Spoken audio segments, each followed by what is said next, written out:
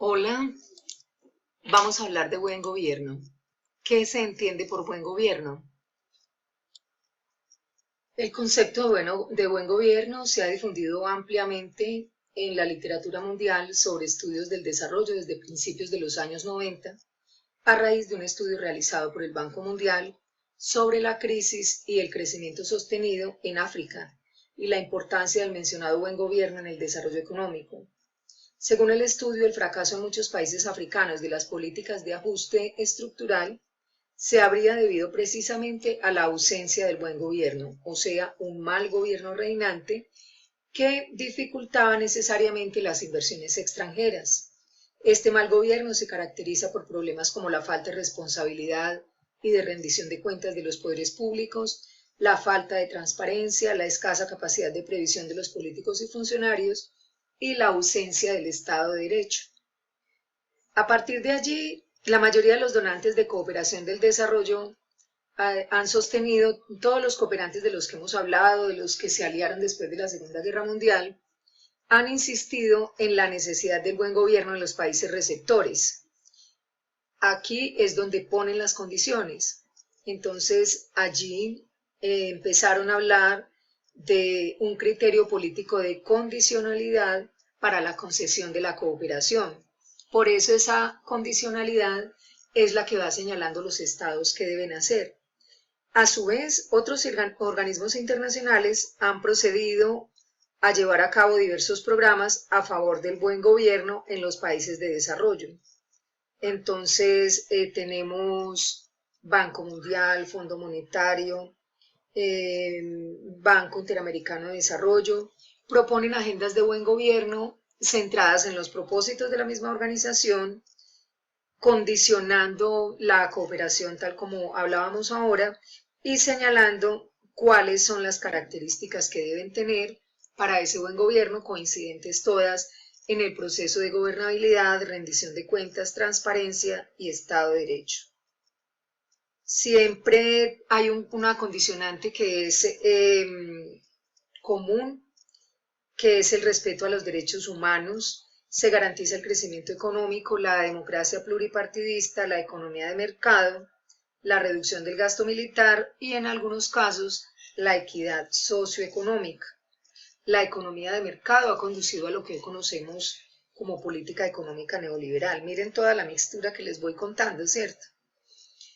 También dice el PNUD que el gobierno de un país como es el ejercicio de la autoridad económica, política y administrativa, en el caso del buen gobierno para manejar los asuntos en todos los niveles a fin de que el Estado promueva cohesión social, integración y bienestar de la población. Entonces se requiere la participación pública. De allí surge la necesidad de la participación. Luego señala que otro de los factores culturales, como las particularidades nacionales, liderazgos y responsabilidad política, exige unos procesos de participación social como la construcción de capacidades en este ejercicio. Otros dicen que estos elementos y esta decisión de trabajar por el buen gobierno orientados por las políticas internacionales son subjetivas. Los críticos del proceso dicen que son absolutamente subjetivas y que debe haber otros criterios de condicionalidad política y que la ayuda en esas condiciones representa una violación de la soberanía en los países receptores.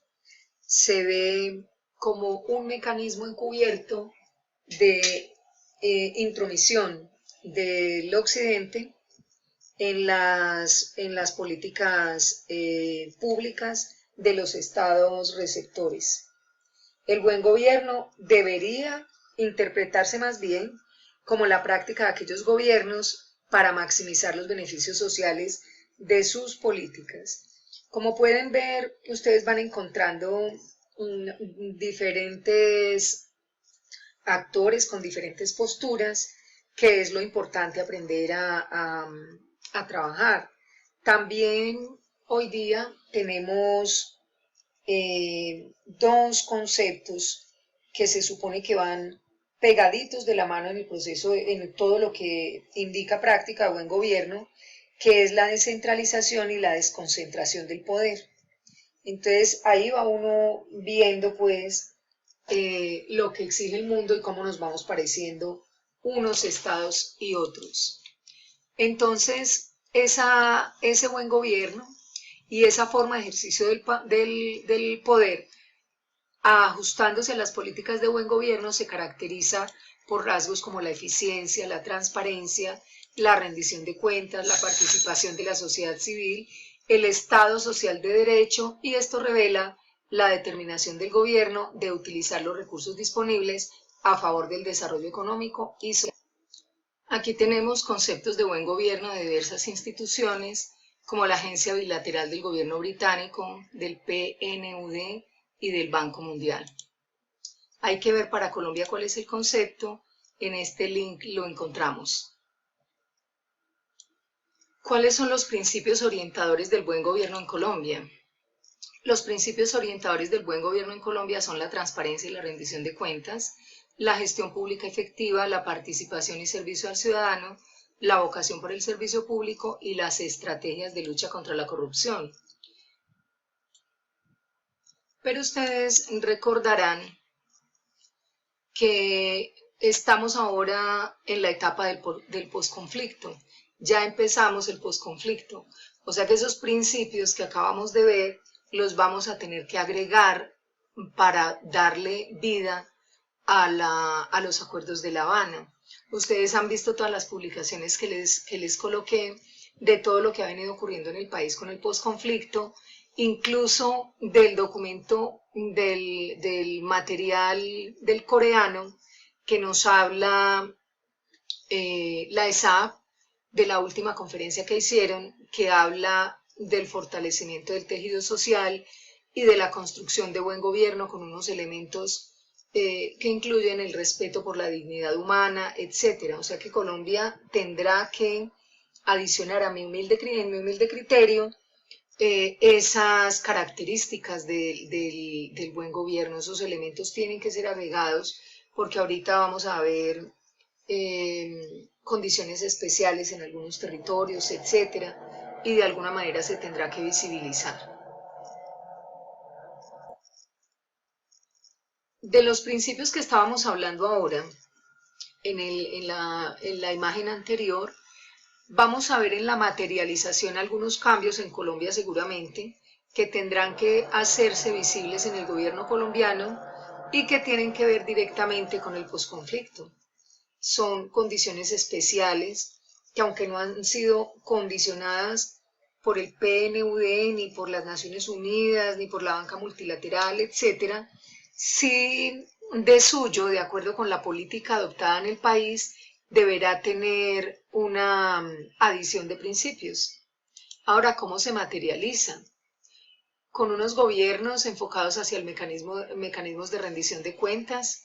En el gobierno colombiano ahora se habla de comprender en todos los programas incluir la innovación y la eficiencia, programas estratégicos para el buen gobierno como gestión jurídica pública, gestión de los activos del Estado, contratación pública, ya vamos a hablar es de compra pública, y también incorporamos ya la política de buen gobierno en las TIC.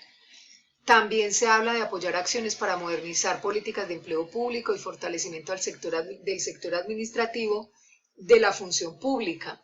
Vamos a ver qué va produciendo el gobierno en materia de posconflicto. Ese es un seguimiento que tendremos que hacer en los próximos años. Iniciando va a ser un poco más difuso mientras se concretan las cosas, pero el gobierno habla de que los territorios deberán hacer unas adecuaciones en 20 años. Me imagino que hablando un poquito de descentralización, haciéndola efectiva en algunos territorios, convirtiendo esos territorios de concentración de hoy en unas condiciones especiales para que todos quepamos. De la vigilancia, la gestión y el control financiero y resultados, les traigo esta ilustración que está en uno de los links que les coloqué, donde hablamos del control político, del control ciudadano, del control fiscal y del control disciplinario. Ahora, de la práctica del buen gobierno y sus objetivos. La práctica del buen gobierno busca mejores organizaciones, eficiencia de recursos públicos y procesos de gestión, atracción y promoción del talento humano con excelencia para el servicio público, mayor transparencia.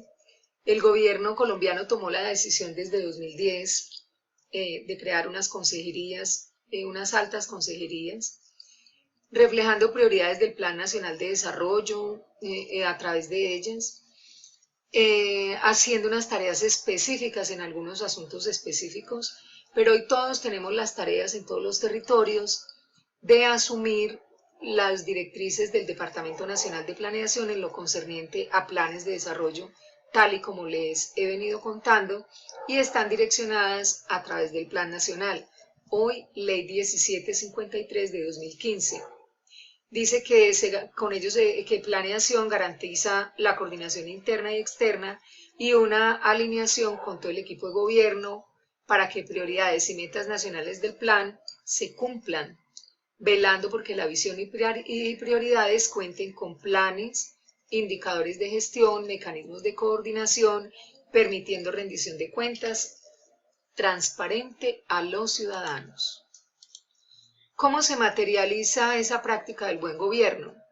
Esa práctica del buen gobierno se materializa en políticas públicas, tema que también hemos venido revisando y del cual ustedes ya hicieron un trabajo específico. Entonces miren cómo articulamos toda esa acción del Estado para concretar su decisión de un buen gobierno, que ya vimos que es un implante, no es una idea de algún colombiano que dijo vamos a diseñar políticas de buen gobierno, sino que es una condición de la banca multilateral, tal como se los conté. En uno de los links que les publiqué está el documento fuente donde nos habla del origen de la condicionalidad.